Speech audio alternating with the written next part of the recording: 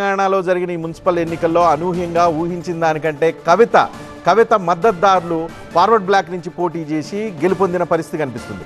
దాదాపు 40 మున్సిపాలిటీల్లో 212 వార్డులకు గాను ఆమె పోటీలో నిలబడ్డారు.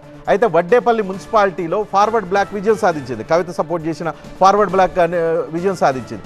దీంతో అనూహ్యంగా కవిత ఇప్పటి వరకు బీఆర్ఎస్ పట్ల కావచ్చు, బీఆర్ఎస్లో తనకు జరిగిన అన్యాయం గురించి కావచ్చు, ఇతరత్ర అనేక వ్యాఖ్యలు చేస్తూ పోతూ ఉన్నారు రోజువారీ.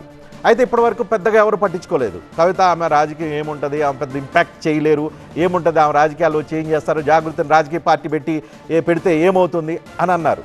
కానీ ఆమె 212 చోట్ల పోటీ చేసి అనూహ్యంగా ఒక మున్సిపాలిటీని కైవసం చేసుకొని మరొక 40 వార్డుల వరకు గెలుచుకునే అవకాశం ఉన్నట్లుగా మనకి సమాచారం అందుతుంది. వాళ్ళ దగ్గర నుంచి ఆ ధీమా కూడా వ్యక్తమవుతుంది.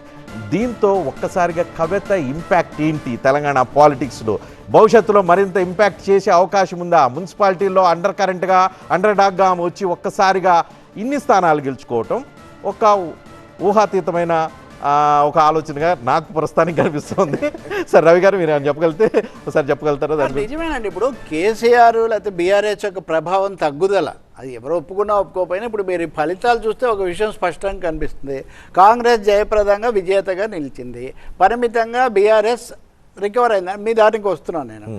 బీజేపీ అతి పరిమితంగా ఉండిపోయింది. ఇప్పుడు 4వ అంశంగా కవిత గారు ఇక్కడ రావటం, ఈ పరిణామం బీఆర్ఎస్ ఇట్లా ఉండటం వెనుక ఆయన మీద కొంత విశ్వసనీయత తగ్గడం. ఇది కూతురు కంటే ఇంకెవరు ఉంటారు? ఇప్పుడు కూతురు స్వయంగా వెళ్ళి వేరే పార్టీ పెట్టి ప్రతి చోట పట్టణ ప్రాంతాల్లో దీని ప్రభావం ఎక్కువ అనుకుంటే సింబాలిక్ అనుకోవాలి. కవిత ఈ స్థానం గెలవటం ఇప్పుడు ఫార్వర్డ్ బ్లాక్ అనేది ఓకే, గుర్తు కోసం కూడా సమన్వయం కోసం ఖచ్చితంగా పట్టణ ప్రాంతాల్లో బీఆర్ఎస్ ఒక చిన్న కనెక్షన్ ఏంటి అని అంటే క్రికెట్ మ్యాచ్లు బాగా చూస్తాను నేను. ఈ మధ్య చూడటం మానేశాను, కానీ నేను చూసే రోజుల్లో జింబాబ్వే జట్టు అసలు ఏమి ఆమె పెర్ఫార్మెన్స్ ఉండదు, ఓడిపోతారు గ్యారంటీ అంటే సడన్ గా పైకి వచ్చేసి సెమీస్ దాకా వచ్చి ఫైనల్స్ దాకా వచ్చి పోటీలో నిలబడిన పరిస్థితి కనిపిస్తుంది. కవితను ఆ స్థాయిలో మనం ఇప్పుడు చూడొచ్చా?